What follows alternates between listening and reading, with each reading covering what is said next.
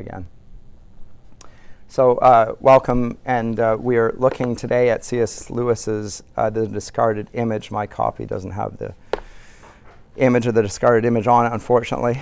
But we're going to look at this book, which was published in 1964, so right at the end of Lewis's life. He died in 1964. And it's an introduction. And it's very useful if you're going to look at medieval or Renaissance literature. In fact, I think it's very useful if you're going to understand the Christian worldview, which is often called the Elizabethan one as well, that reigns and to some degree is in the minds of scholars all the way into the 19th century. There are disagreements with it, that the model that he presents and the model he calls even the model here, which is built, is not fully discarded for a very long time. So even though it's medieval and Renaissance, in the 17th century, this is the model. So the Renaissance in the English-speaking world usually is considered to be 16th century, but Milton still leans upon this in his work.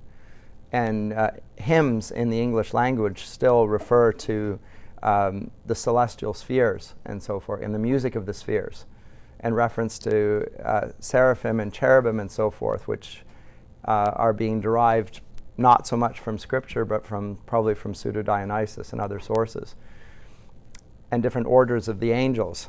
All of these things are in the minds of authors that write in not just the English language, but all European languages. And so it is I wanted to present it to you because this is Lewis's world. He still operates with this world. He knows it, and he assumes it, and he presents it in his fiction. So you can't read his fiction. You can read his fiction without it, actually, and enjoy it because you have. So there's ipso facto, right? You have enjoyed it without that. However, you understand it more and appreciate it more and understand where he's getting his ideas from when you go to this book, The Discarded Image. He doesn't discard the image, he takes it back up. And he does so for a reason. And the reason is he finds it more compelling and more interesting than the new image, which is really an imageless image. And it's a psychological image, and he'll refer to that. The way I'm going to try and do this, and I did apologize before I turned the camera on to the class, but I guess I will repeat it here. I'm going to go very quickly through the work, but very quickly is not that quickly. It's 200 odd pages, 223.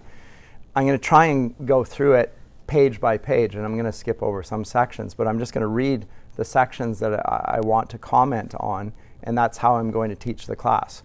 Because there's too much for me to say, okay, I'm going to do this lecture on this part, this lecture on this, and this lecture on this. It's way too much, and I'd cut out too much. I will have to skip over some stuff because it's only 3 classes and not 12.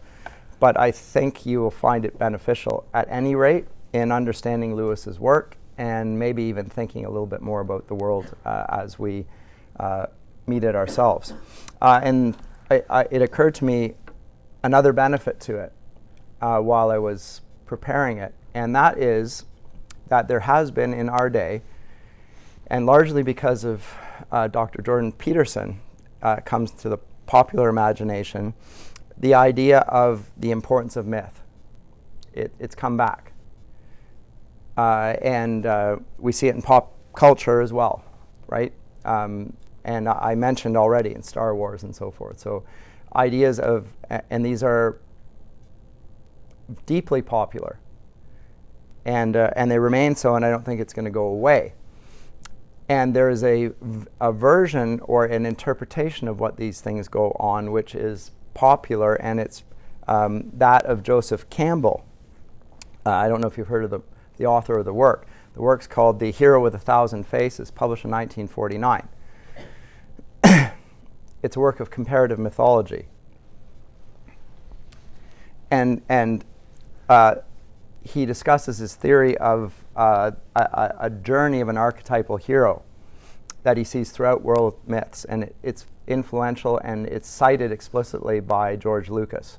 So for Star Wars, for instance, he cites this book as populating ideas and so forth. So there's an idea that there's an myth, to use the German word, so an original myth, a primal myth.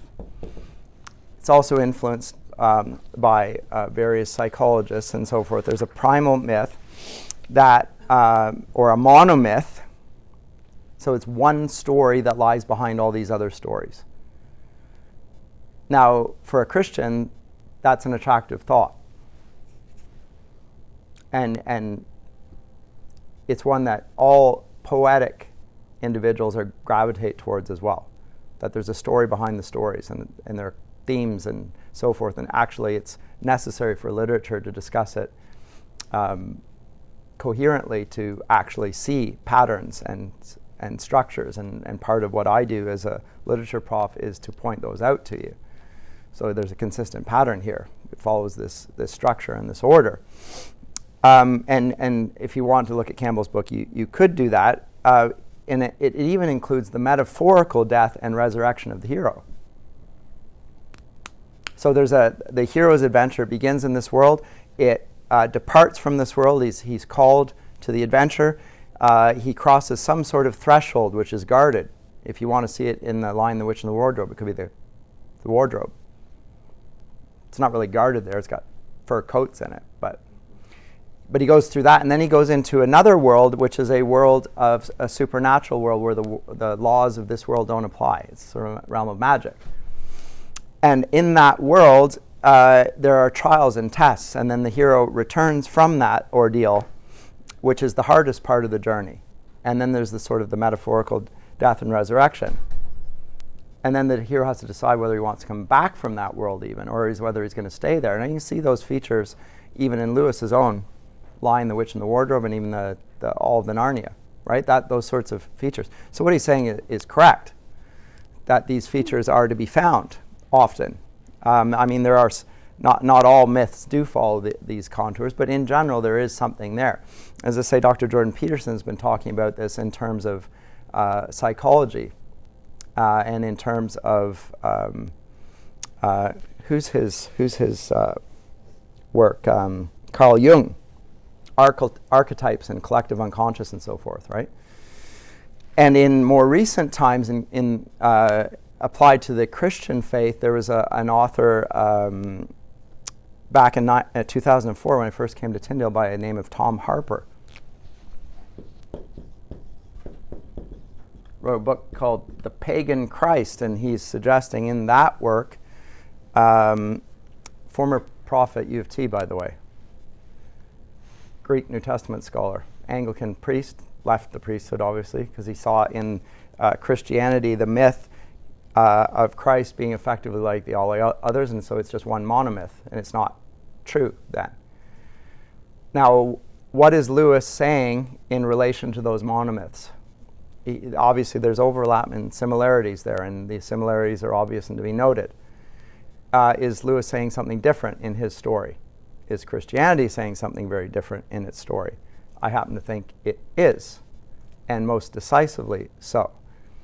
But in teaching this course, we could be deluded into thinking that it really is just a story, and no different from the others. So I wanted to say that, and part of what will demonstrate that Lewis is saying something different, coming from a different angle, is precisely his discussion of the medieval period, which is when the classical age is, the goodness of it is taken up, and sometimes the badness as well.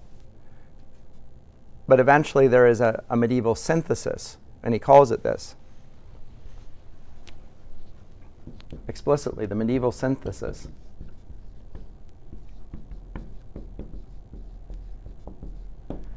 In which there is now a Christian understanding that comports with the truths that the pagans actually did acknowledge, without, hopefully, all of the errors.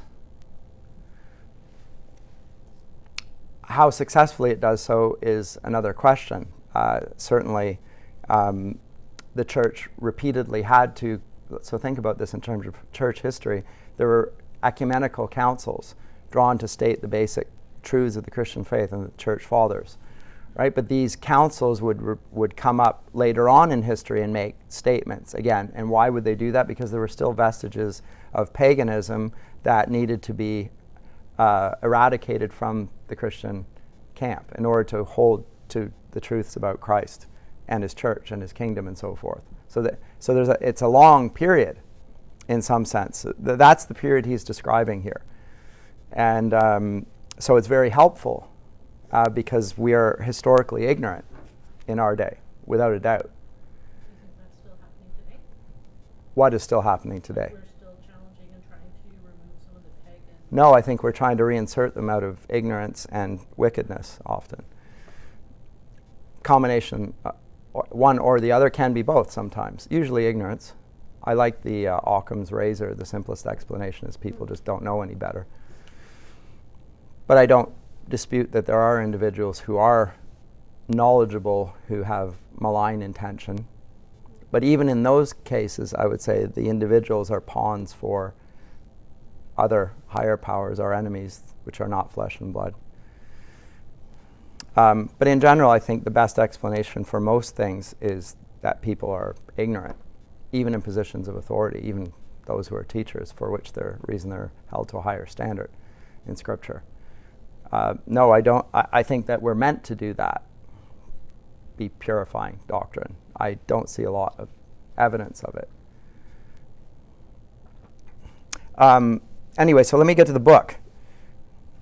That's just my opinion on that. Maybe I'm wrong, but I don't get the sense that ours is an age of great intellectual achievement and renowned for its interest in the purity of doctrine and so forth. So I'm going to begin. The opening gambit, he talks about the medieval situation. I just very briefly want to mention Aristotle. This is on page 4. And his view of what the universe was, because I think it's helpful. There are 3 regions. So there's the lower region of change and irregularity he calls nature, physis. This word nature, by the way, which you may want to look into as well. I'm going to come back to this, I hope, a little later in the lecture. Or natura. In our day, we think that we know what nature is. I mean, the environmental movement is totally dependent on a strong sense of what nature is and the need to defend and preserve it, right?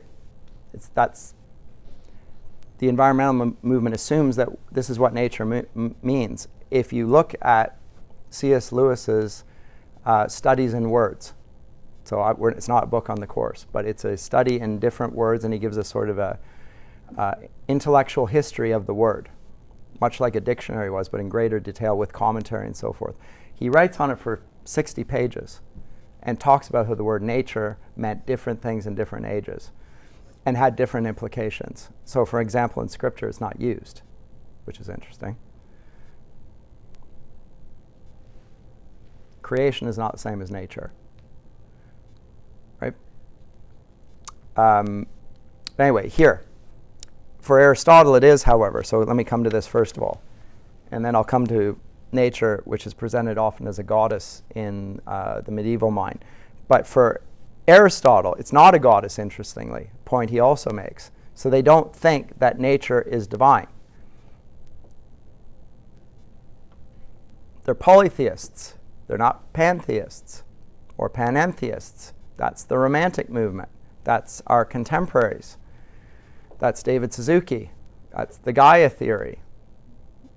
It's a position which is intellectually not credible, but it's a contemporary position, and it is the only one you hear about nature. And it has an even odder view, which is that mankind is not even a part of it. It's like we're a virus that's threatening nature, etc. Anyway, back to the topic. Aristotle divides the universe into 2 regions. One's called physis. It's a place of change and irregularity. That's the lower region.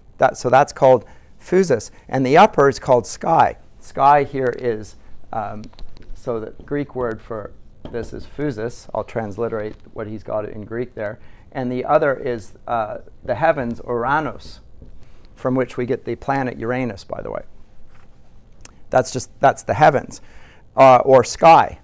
as it's often translated. So there's the lower region, which is physis, and the upper region, which is sky. These are two different things. So the sky is not part of nature, interestingly, then. And we would think it was. So that's why it's worth mentioning for Aristotle. And the one is a place of change, and the upper is not. So how do we explain the weather then? Because it changes. Climate change. Whatever. Sky, and I'll just read directly from Lewis rather than paraphrase. He says, but that very changeable phenomenon, the weather, made it clear that the realm of inconstant nature extended some way above the surface of the earth. Sky, then, must begin higher up. It seemed reasonable to suppose that regions which differed in every observable respect were also made of different stuff. Nature was made of 4 elements: earth, air, fire, earth, water, fire, and air. Air, then, and with air, nature, and with nature, inconstancy, must end before sky began. Above the air, in true sky, was a different substance which was called ether. Now, ether is now used, it's the term that's used for laughing gas. You get ether put over and you go to sleep when you're under surgery and so forth, right? That's ether. But in Aristotle's conception, it is a realm above the sky. And thus the ether encompasses the heavenly bodies, the divine bodies.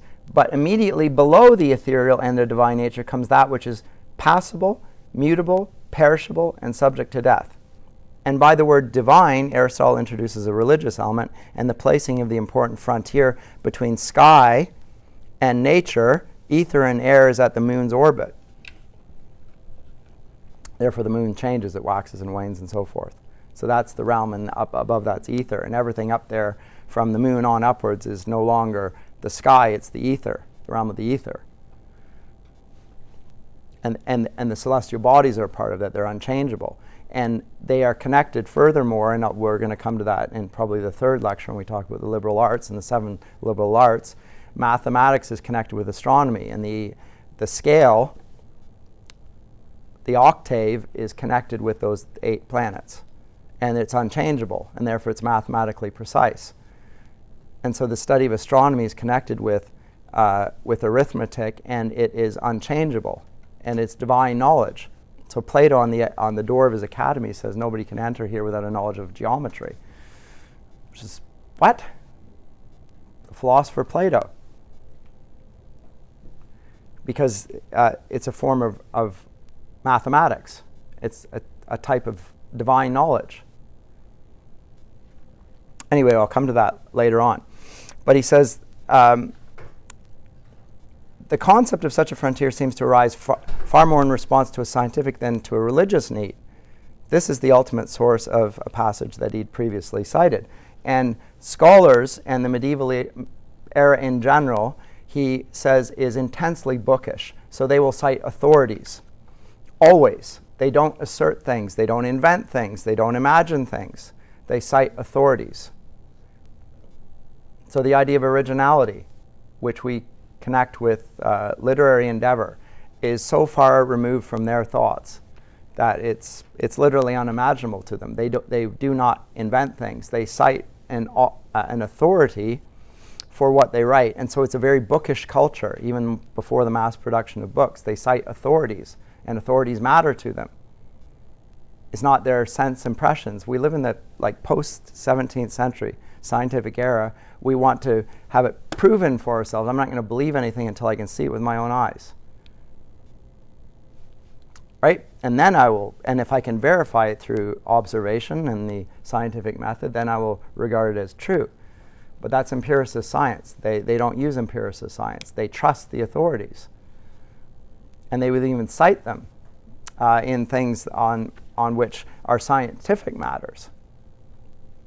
In fact, they regularly do. And so his summary statement here, the Middle Ages depended predominantly on books Though literacy was, of course, far rarer then than now, reading was in one way a more important ingredient of the total culture. That's interesting also. And what he says when he is talking about this era, which is often called the Dark Ages. By the way, I just did a recording with Dr. Friesen, the former medievalist who taught here in the English department, and we talked about this notion of the medieval period and so forth. It's on podcast we have called Paideia Today, if you're interested.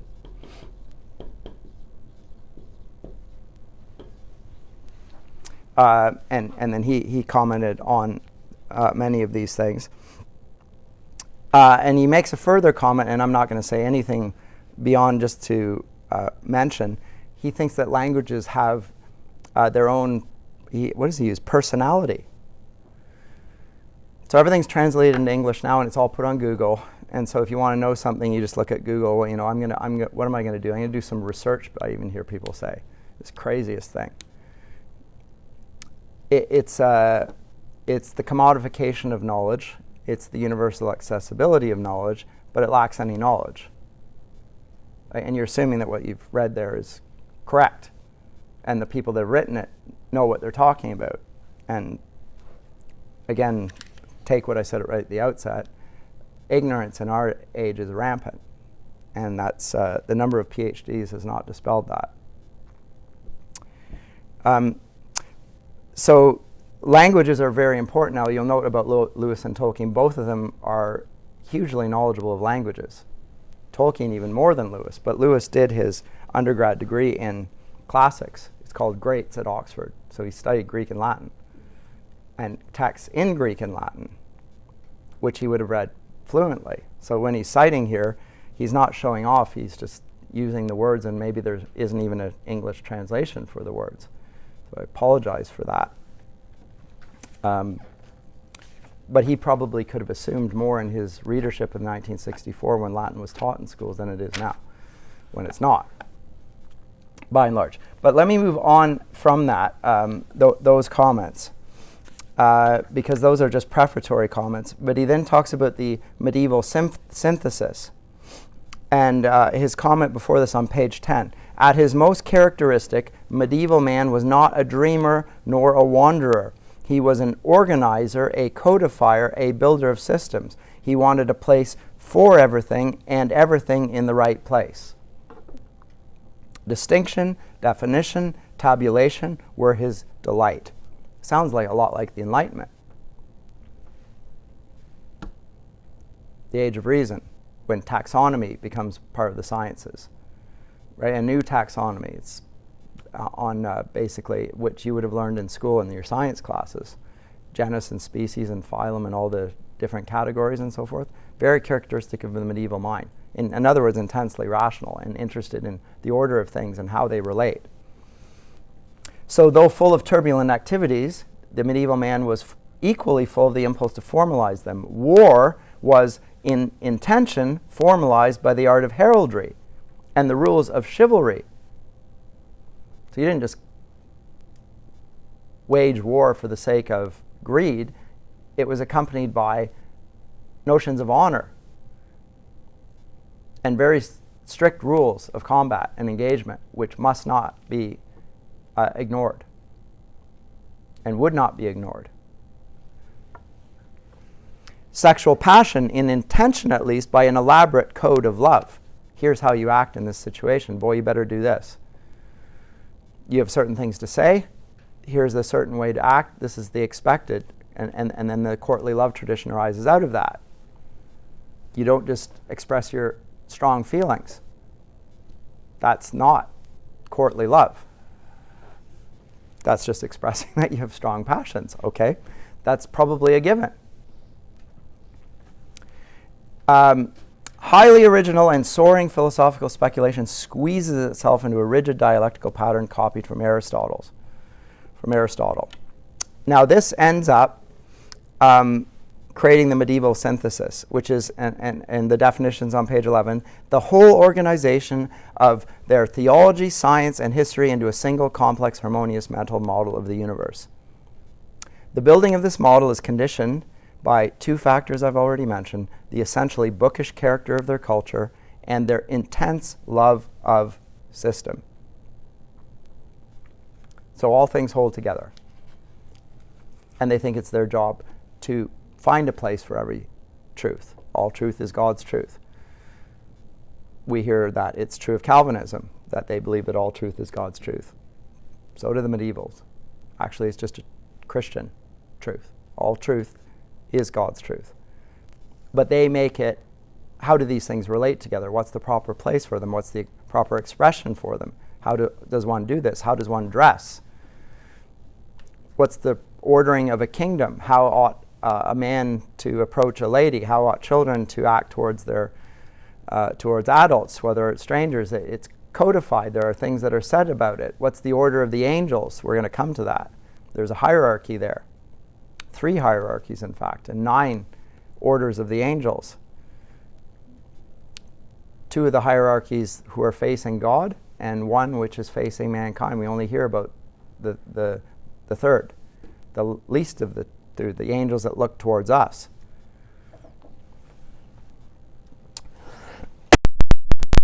But he says, in speaking of the perfected model, page 12, as a work to be set besides the Summa of Aquinas and the Comedy of Dante, I meant that it is capable of giving a similar satisfaction to the mind, and for some of the same reasons. Like them, it is vast in scale, but limited and intelligible. Sublimity is not the sort that depends on anything vague or obscure, whereas modern sublimity, come 18th century, that's exactly what it is, that characterizes the sublime.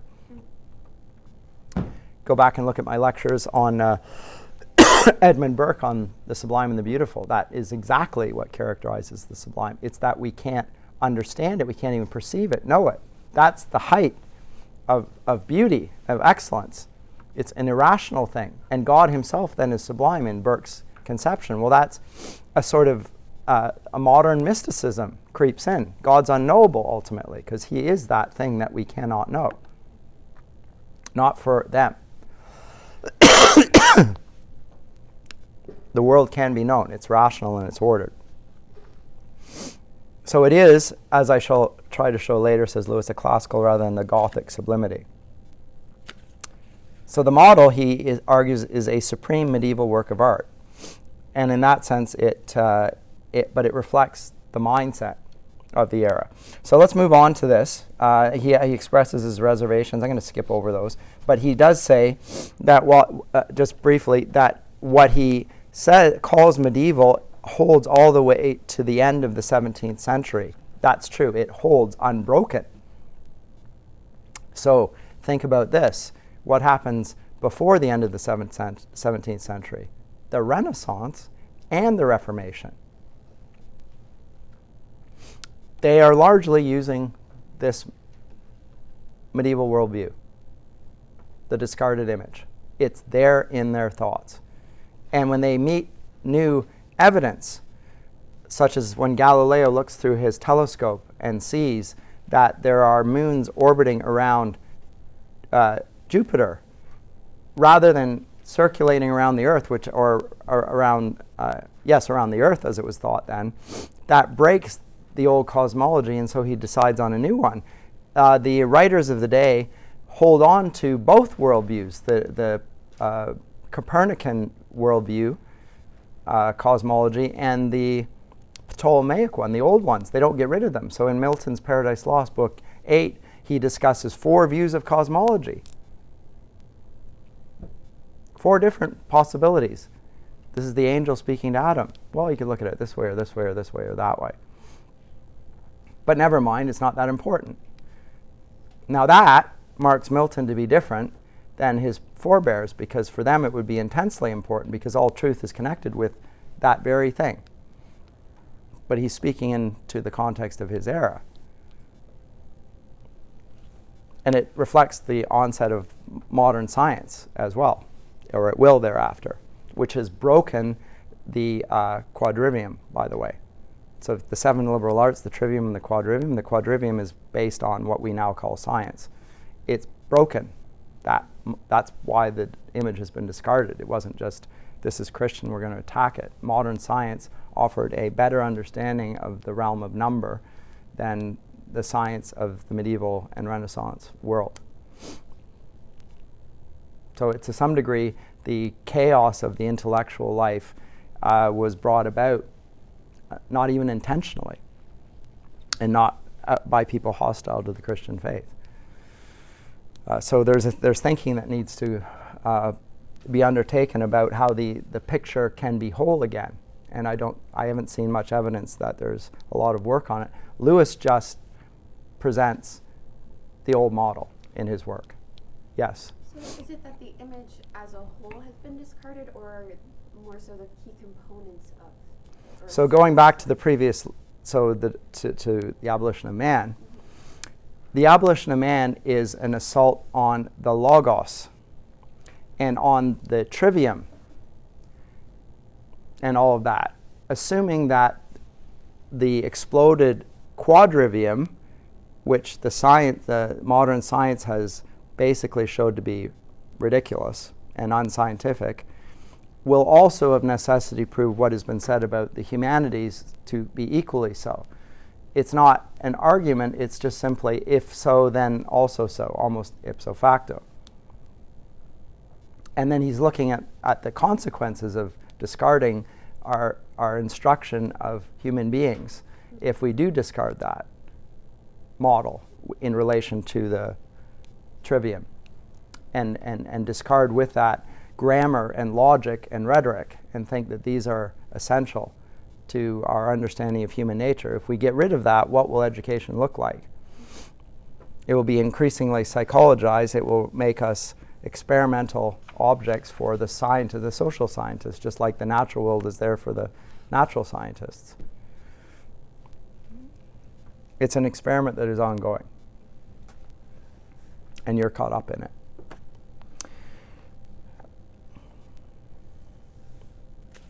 He admits that not only epistemologically but also emotionally the model probably meant less to the great thinkers than to the poets. I think that's true, because people who think recognize the provisional nature of all assertion. You can scrutinize even what what an Aquinas says. You don't just say, well, Aquinas says, and therefore that's the end of the argument. Although if you do that, that's probably not a bad way forward on most things. But if you're a thinker, then you will know what Aquinas says, because Aquinas is worth knowing, but you will in addition say, but hold on a second, might he be wrong? And wherein might he be wrong? And you'll think about that, so you're not enslaved to the system per se. That's how Aquinas got to be Aquinas. The other thing he notes is that, and this is on the bottom of 18, is that cosmology and Christianity is not as comfortable a fit as you might think. He says, at first we may fail to notice this, bottom of 18, for the cosmology appears to us in its firmly theistic basis and its ready welcome to the supernatural to be eminently religious. And so in one sense it is, but it is not eminently Christian. There you go. So it is certainly religious, but it's not Christian. And he notes in some of the primary sources that in the seminal period, the ongoing paganism in Neoplatonism primarily, which continues to exert its influence alongside Christianity. So Platonism and Neoplatonism stays alongside Christian doctrine and leads to largely a sort of a dualism, particularly with respect to the body and the significance of the incarnation. And I think the Reformation is a great corrective to the Neoplatonism, myself. But I'll continue reading. The pagan elements embedded in it involved a conception of God and of man's place in the universe, which, if not in logical contradiction to Christianity, were subtly out of harmony with it. There was no direct, quote, conflict between religion and science, unquote, of the 19th century type. But there was an incompatibility of temperament delighted contemplation of the model and intense religious feeling of a specifically Christian character are seldom fused, except in the work of Dante. And most people only read Dante, so they think that all medievalists are like that. Not so. He's a poet. You won't find it in Aquinas. Doesn't attribute the same sense. Now, the reason I say that is Immanuel Kant in the 19th century he begins his three critiques. Critique of pure reason, he looks at the heavens at night, and this fills him with awe. He has a religious sense in looking up to the heavens. Is Kant a Christian? He's not. But he is religious. As I said to you, Christianity is a religion, but just all expressions of religions and religious feelings are not ipso facto Christian. That's all his point is. So I'll skip over his reservations. You can go through themselves. Let's look at the materials of the classical period. I will skip over Scipio to some degree, Africanus, and Pliny, just for the reasons of time, more than anything else, and sadly, and just come to the conclusion of that when it talks about geography a little bit. And he's talking about Cicero here, or Cicero, as it's pronounced in Latin. 28, Cicero also hands on a doctrine which may have helped for centuries to discourage geographical exploration. Why the ancient world not explore? Well, actually it did, by the way. But that I'll bring a book in next time to suggest that. But he says, well, the earth is, of course, spherical. They understood the earth was round and shaped like a sphere. They didn't think it was flat. It is divided into 5 zones, of which 2, the Arctic and the Antarctic, are uninhabitable through cold. Between the 2 habitable and temperate zones spread the torrid zone uninhabitable through heat. So where we call the equator, this is a heat so intense and hot you can't go through it. It's impassable, impenetrable. So there might be people on the other side of the earth. In fact, they suggest that there are. But we can't get there to them because we'd have to go through that temperate zone, that's torrid thing. This is why the Antipodes, the contrary wise-footed people who plant their footsteps in the direction opposite to you and live in the southern temperate zone are nothing to us. We can never meet them. But this is a pagan source, right? This is Cicero. It was against this theory that George Best wrote his Experience and Reasons of the Sphere to prove all parts of the world habitable and thereby to confute the position of the 5 zones. This is in 1578. He's writing against the authorities here, and the authorities had been accepted. 1578. You have to get rid of the intellectual obstacle before you're even willing to undertake it. Why would you do something that's impossible to do? They're accepting the authority on this.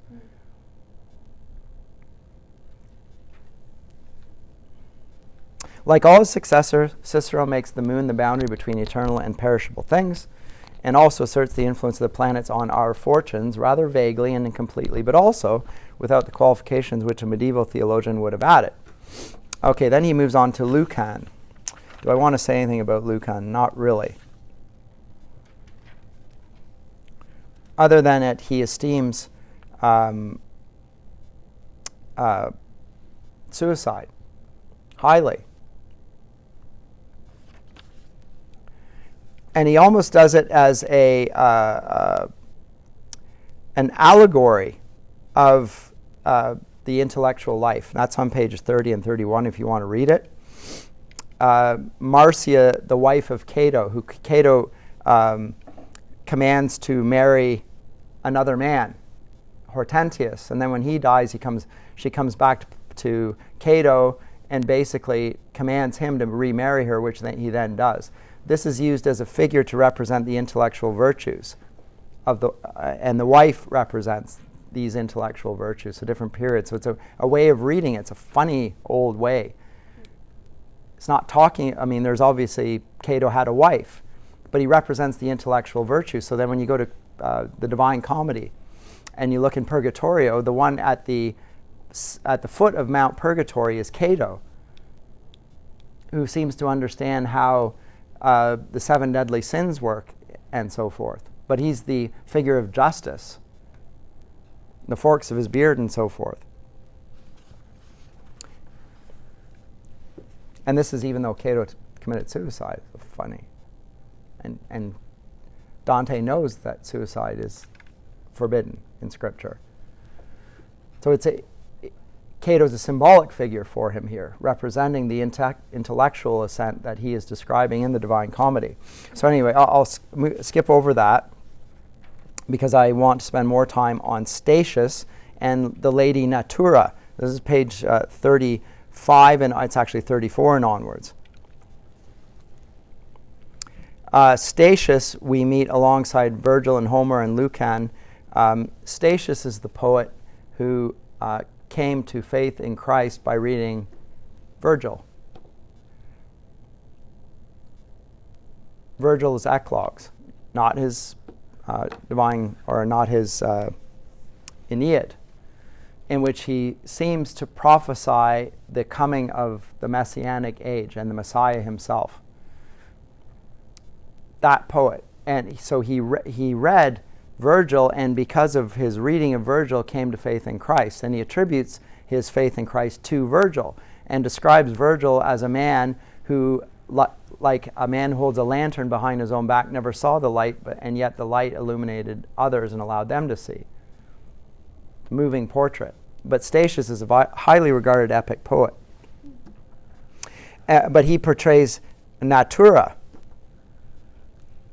If you want to look further about this, you can look at Lewis's The Allegory of Love, which was the first work I ever read by Lewis, by the way, when I did medieval lit.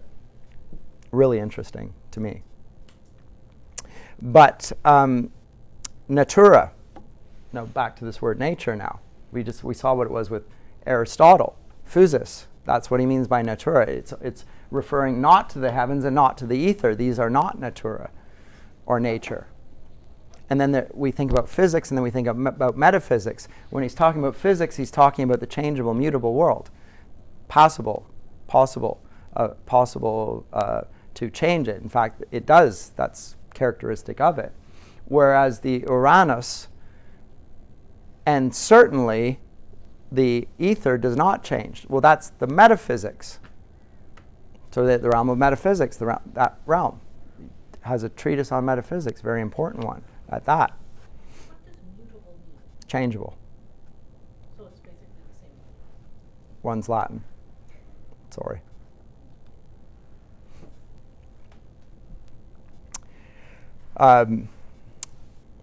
So here's the thing on Natura. It's on 35, and I'm just going to read it. The reader of Renaissance and medieval literature will have met this lady or goddess, such as she is portrayed in the medieval period, often. He will recall the veiled and numinous nature of Spenser in the Fairy Queen. Mutability, he calls her. Going back from her, he will meet the more genial but hardly less august nature in Chaucer's Parliament of Fowls. And he cites other passages here. And also in The Wife of Bath. If you've read Chaucer's The Wife of Bath, she's a bawdy, lusty woman. She portrays a female figure, but really she's almost a figure for nature. Nature portrayed in this way. Now, if you read Lewis's That Hideous Strength, that is how Eros appears as Natura, as this woman with terrifying, representing lust. It's not talking about the figure that we meet in the book of Proverbs. We have Lady Wisdom there, and we have Lady Folly. Lady Folly is encouraging promiscuity, and the other Lady Wisdom is encouraging fidelity and so forth. These are two voices calling out in the streets. That's not quite the same thing as Natura there, but I would say that it tends in that direction.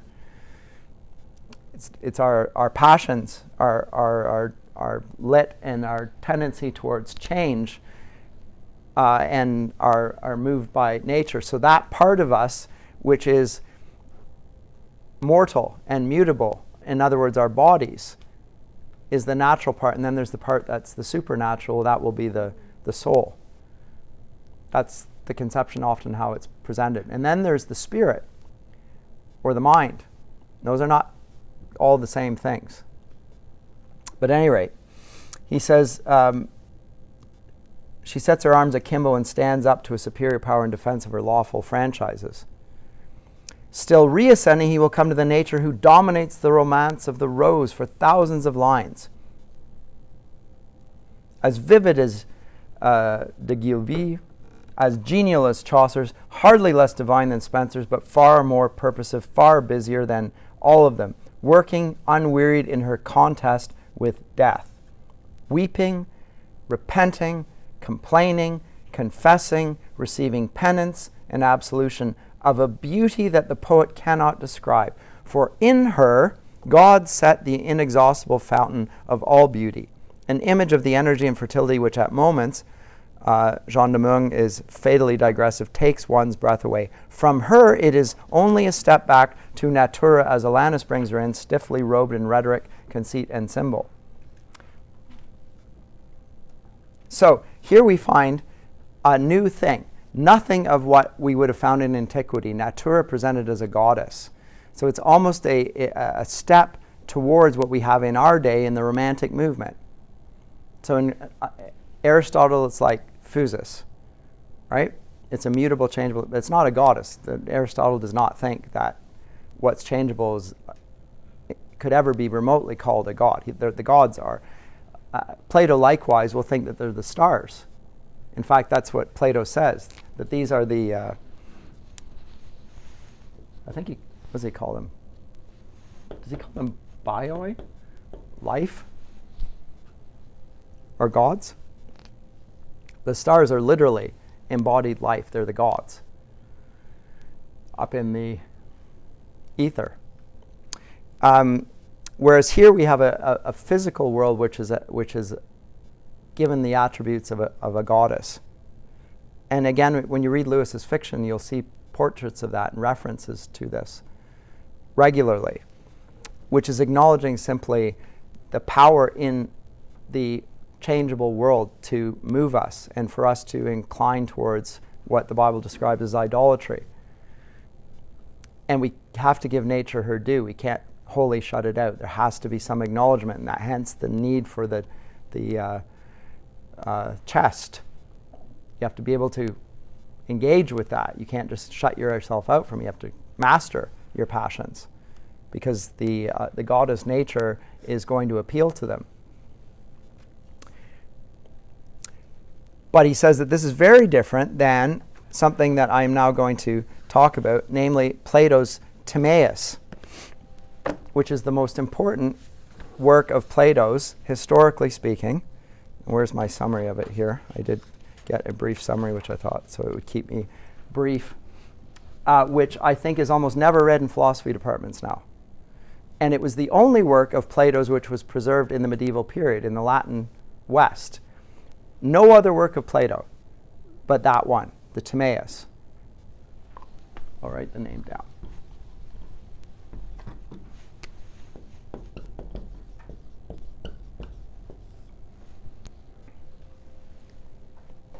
The Timaeus tells a very elaborately wrought account of the formation of the universe. How is it so beautiful? How is it so orderly? For Plato, it's the product of a rational, purposive, beneficent agent. So you can see how he's a monotheist.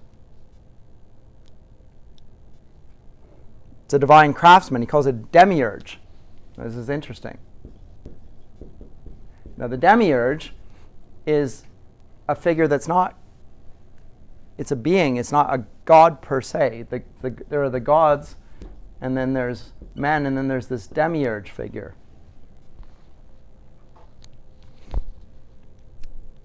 Who, what does he do? He looks at an unchanging and eternal model, and as a craftsman, he copies it. Is this similar to the idea of the dramaturge? No, other than the urge. Same. Urgos is a work.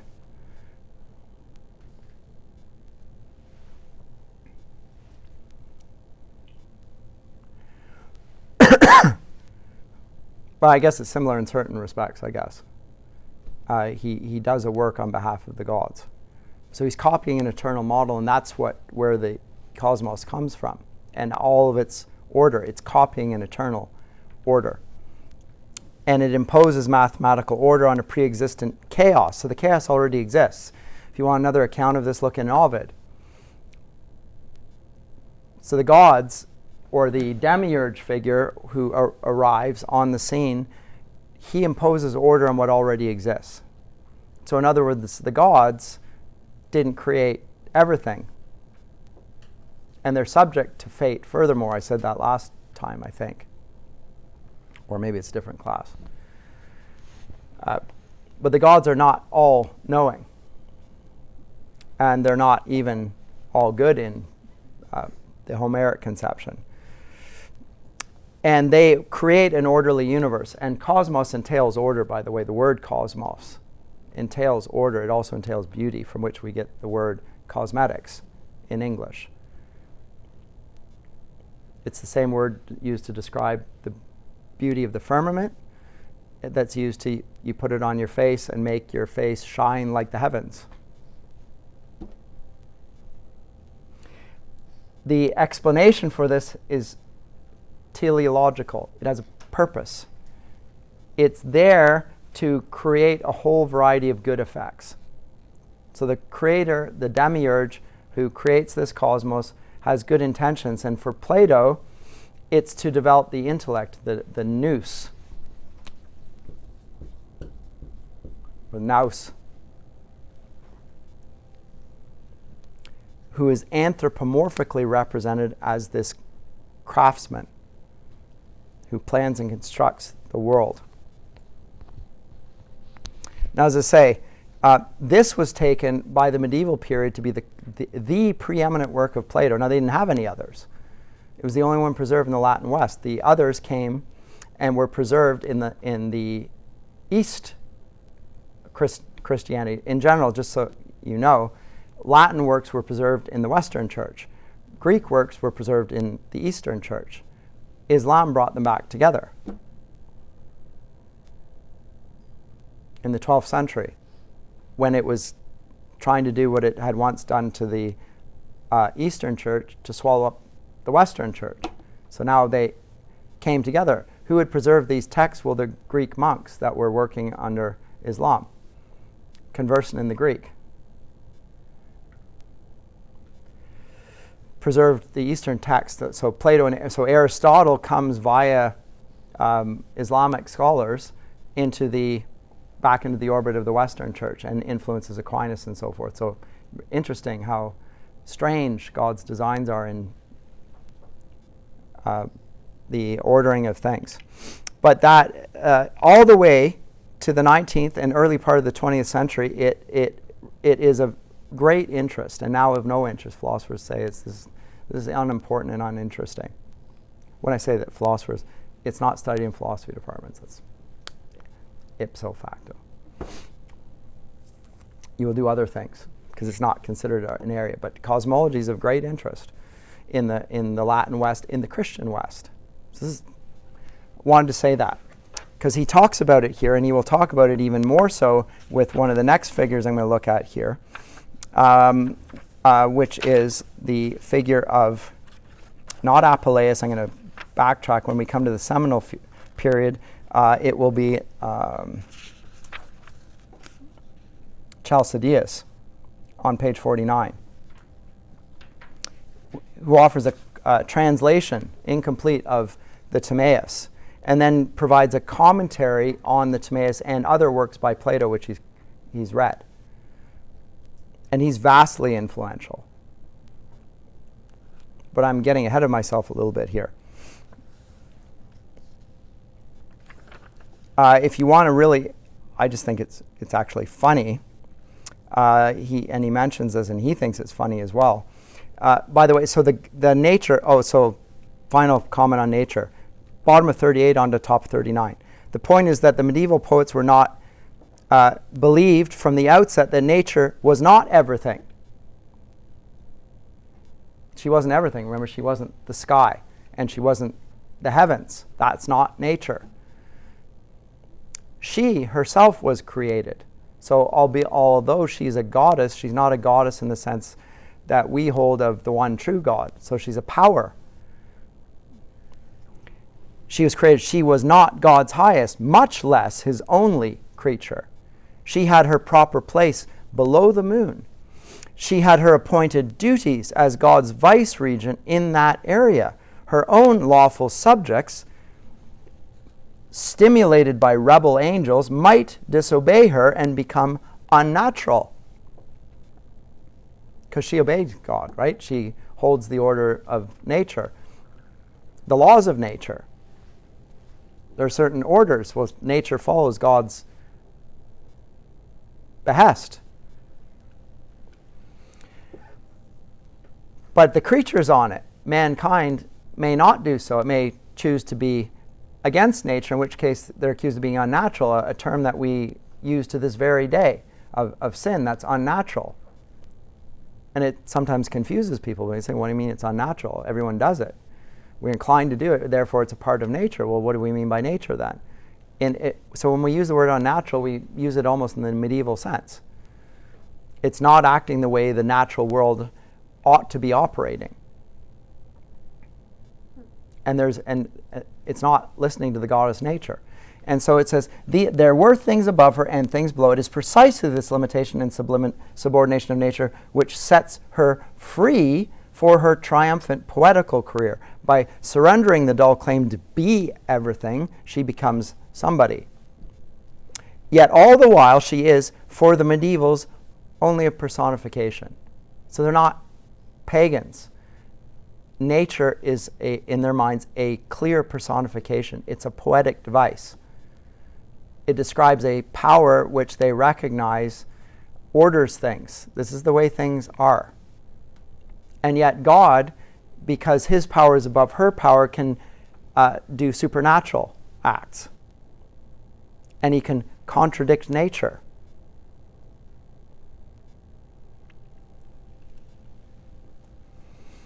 And then now his comment, a figurative being on these terms is apparently more potent than a deity really believed in who, by being all things, is almost nothing, which is our current view of nature. So nature is everything. I'll skip over that. Apuleius. I might have to come back to that. In fact, remind me of this, because Apuleius, who is on 40, and I am going to skip over it, Phaedo, and it's, am I going to skip over it? It's so important. He explicitly cites Apuleius' golden ass as the template for his work, Till We Have Faces. He says that it's a rendering of Apuleius' work. So his section here on Apuleius and Dideo Socrates is more important. Now in this he's going to talk about on the god of Socrates and not on the golden ass. That's why I said I might reserve it, and I think I might do that. But it's in this that he talks about the realm of demons. And demons as a type of being, it's not boioi, it's zoa.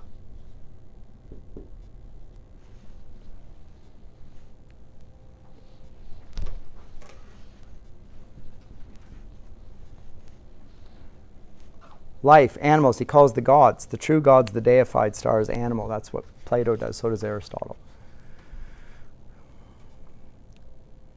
From the word from which we get the zoo, zoology. And these are pure spirits in Apuleius' conception. And there are these demigods called the demons. And there's a really interesting section there, and remind me to come back to it on page 42, where he moves from that to the concept of the genius, because the genius in our conception is a super intelligent person. In the ancient world, the genii are spirits that are connected with a place. And you can have a genius. It's a tutelary spirit. It teaches you. It guides you. Socrates himself claimed to have one. In the Greek, he says he has a demon. The Christian immediately, he's demon possessed. We better not listen to Socrates. I don't think he's demon possessed, but that's not what he means. There's a spirit he claims that speaks to him of some sort. And these are the spirits that are located throughout Tolkien and Lewis's work. Spiritual entities. Anyway, so we'll get back to that. But this is a sort of diffused Platonism. And that, therefore, it's problematic. Because Platonism, even Neoplatonism, is problematic. But he goes on to talk about the triad there and the principle of plenitude. But there's always a ratio of 3. So go back over that page if you want. I want to come to the seminal period. And again, it's just because of lack of time, not because of lack of importance. But he notes in the seminal period, so this is the period between Plotinus, who's writing or born in 205 AD, and Pseudo-Dionysius in 533. So it's, properly speaking, it's still the pagan era. And yet he calls it the seminal period. There are ideas here which are arising, which will form, and it's unclear, some of the writers that he describes here, it's unclear whether they're Christian or not Christian, or they're pagan. Some of them are more obviously pagan than others, but all of them are sort of the in-between. And the pagans are responding to the Christians. So the pagans, and you'll find this interesting, are no longer polytheists. They're monotheists increasingly. And yet they're defending paganism. It's clearly not the old paganism, because they're monotheists, not polytheists. And he has really interesting conversations about that. But the one thing that he does notice is that they're very unlike what a modern atheist would like to think about the pagans. Okay, here's his comment. He says, I've read a novel which represents all the pagans of that day as carefree sensualists and all the Christians as savage ascetics. It is a grave error. They were in some ways far more like each other than either was like a modern man. The leaders on both sides were monotheists, and both admitted almost an infinity of supernatural beings between God and man. Both were highly intellectual, but also, by our standards, highly superstitious. The last champions of paganism were not the sort of men that Swinburne or a modern humanist would wish them to be, like A.C. Grayling, debating on modern atheists, picked up the atheist mantle for himself, as it were. They were not lusty extroverts recoiling in horror or contempt from a world grown gray with the breath of the pale Galilean, Jesus. If they wanted to get back the laurel, the palms, and the paean, the praise, it was on most serious and religious grounds. If they longed to see the breasts of the nymph in the brake, their longing was not like a satyr's who just lusted after her. It was much more like a spiritualist's. A world-renouncing, ascetic, and mystical character then marked the most eminent pagans, no less than their Christian opponents. So Marcus Aurelius is a religious thinker, the great Stoic emperor, portrayed in Gladiator, the old man at the beginning, that's Marcus Aurelius. He is a religious man. He's not a modern rationalist. He believes in God. Look at his work. It was the spirit of the age. Everywhere on both sides, men were turning away from the civic virtues and the sensual pleasures to seek an inner purgation and a supernatural goal. The modern who dislikes the Christian fathers would have disliked the pagan philosophers equally, and for similar reasons. Both alike would have embarrassed him with stories of visions, ecstasies, and apparitions. Between the lower and more violent manifestations of both religions, he would have found it hard to choose. Find it hard to choose. Because there are so many things that would be repugnant to the modern atheist, who tends to be a libertine, often.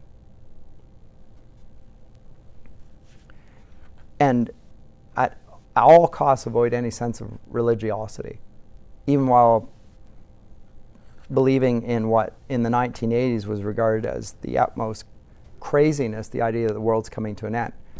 Christian televangelists on TV predicting it's going to come, and here's the date, and so forth, and the hour and the date, and this apocalyptic idea. Well, it's rife in our day. It's the climate change thing.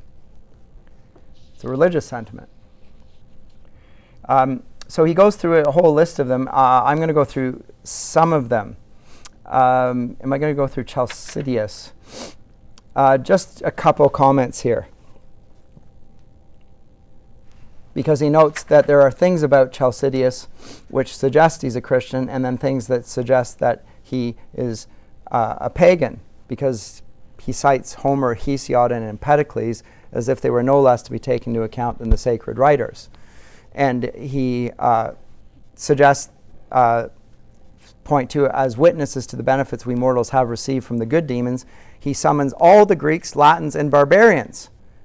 And then Lewis's comment, page 50, this is a sharp contrast with St. Augustine's view that all the demons of paganism were evil.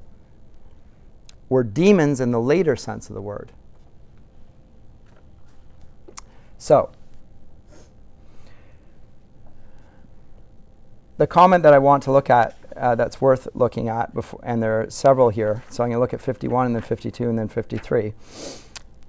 Though Christians were logically bound to admit the goodness of matter because of the incarnation, because God created matter, right? God is said to have created it, unlike the pagan accounts where the matter already exists, and therefore the matter could be considered to be evil, and therefore a sort of a dualism is inherent in the pagan worldview, and a loathing for the body, or a disregard for the body, or a regard that the body is not a part of human nature. It might be a part of Natura, but the part of human nature which is truly human is the spirited element that belongs to the ether, right? But that's not the human thing. It's the soul, not the body. So there's a hatred of the body in the ancient world, whereas for Christians, the goodness of matter is part of Christian doctrine, but it is always under dispute. And so here's his comment on that. Christians were, although they were logically bound to admit the goodness of matter, that doctrine was not heartily relished. Then, and for centuries, the language of some spiritual writers were hardly to be reconciled with it.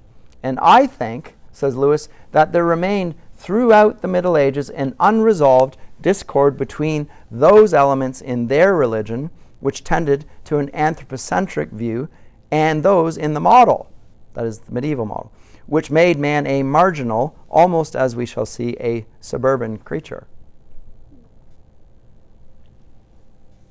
So there's an ongoing problem of dualism and Gnosticism that pervades the medieval church. Lewis is acknowledging it, or just observing it. He sees it in the sources. Back to Timaeus. This is why I read a little précis of it. By translating so much of the Timaeus and thus transmitting it to the centuries with which little else of Plato was known, Chalcidius determined what the name of Plato should chiefly stand for throughout the Middle Ages. The Timaeus has none of the erotic mysticism we find in the Symposium or the Phaedrus by Plato, and almost nothing about politics, which we would get from the Republic. And though the ideas or forms are mentioned, their place in Plato's theory of knowledge is not displayed. For Chalcidius, they become ideas, almost in the modern sense, thoughts in the mind of God. It thus came about that for the Middle Ages, Plato was not the logician, nor the philosopher of love, nor the author of the Republic. He was, next to Moses, the great monotheistic cosmogonist, the philosopher of creation. Hence, paradoxically, the philosopher of that nature which the real Plato so often disparaged. So the portrait of Plato in the medievals, when you look at the whole of Plato's work, is not Plato. But this account in the Timaeus was seen as proof positive that the pagan world had some conception of what Christianity confirmed, and about how creation was ordered and rational and good. etc. So to that extent that they misrepresented Plato, Chalcidius unconsciously applied a corrective for the contemptus mundi, the contempt of the world, inherent in Neoplatonism and early Christianity alike. It was later to prove fruitful. And I would say Christianity, furthermore, a hatred, contempt for the world, the monastic movement. It has its virtues, it also has its problems. Come the Reformation. That's part of the recovery is of Christ, who Christ is and the significance of this for human life. And therefore, Luther the monk marries a nun. Says that the vows as such are not holy because they contradict the basic creation mandate, which is to be fruitful and multiply, and deny the goodness of the body, suggesting there's a hierarchy, per se, of Christians even, which he's eager to dispute. Christ is preeminent. Those who follow him are all Christians, and they're all saints, furthermore. So all these things are disputing different hierarchies that the medieval world has established to some degree based on Neoplatonism. Anyway, over onto page 53. I got to wrap up here. In Timaeus 40 and 41, Plato, after describing how God created the gods, not the mythological ones, but those he really believed in, the animated stars, the Zoa, ask what it is to be said about the popular pantheon, that is, the popular polytheistic world. He first degrades them from the rank of gods to that of demons. It's Plato. He then proceeds in words almost certainly ironical to decline any further discussion of them. It is, he says, a task quite beyond me. We must accept what was said about them by our own ancestors, who, according to their own account, were actually their descendants. Surely they must have been well informed about their own progenitors, and who could disbelieve the children of gods? So he's mocking them. But what he's mocking is theology. I'm a philosopher. I'm not a theologian. We'll let them deal with that, and he's avoiding the criticism that will come with that. He doesn't want to be treated in the same way Socrates is. He's burned for his impiety, or he has to drink the hemlock for his impiety. But that's Plato's belief, that these stars are the true God. They're animated beings connected with the ether, the realm of the heavens, connected with rational thought and order and so forth. So I think that's really interesting. Now finally, on that, nothing will seem stranger to a modern than the series of chapters which Chalcidius entitles On the Utility of Sight and Hearing. The primary value, page 55, of sight is not for him its survival value. The important thing is that sight begets philosophy. For, quote, no man would seek God nor aspire to piety unless he had first seen the sky and the stars. God gave men eyes in order that they might observe, quote, the wheeling movements of mind and providence in the sky, and then, in the movements of their own souls, try to imitate as nearly as they can that wisdom, serenity, and peace. This is all genuine Plato from Timaeus, though hardly the Plato we learn most at a modern university. Similarly, hearing exists principally for the sake of music. The native operations of the soul are related to the rhythms and modes, but this relationship fades in the soul because of her union with the body, and therefore the souls of most men are out of tune.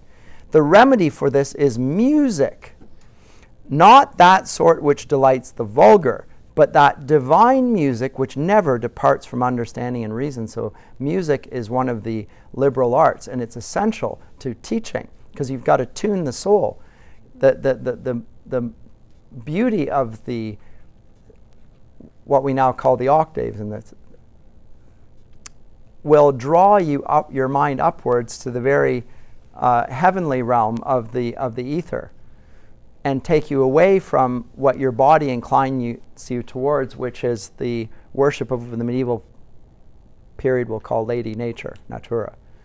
Anyway, I'm going to have to leave it off with that, but I need to come to the educational implication of that on page 57 and 58. But I am going to get through the whole book, believe it or not, or at least sections of it. So we've got 2 more, and I shall see you then. But please read that, and I'm going to try and press all the way through the heavens next time. So it's going to go to about 120. Okay?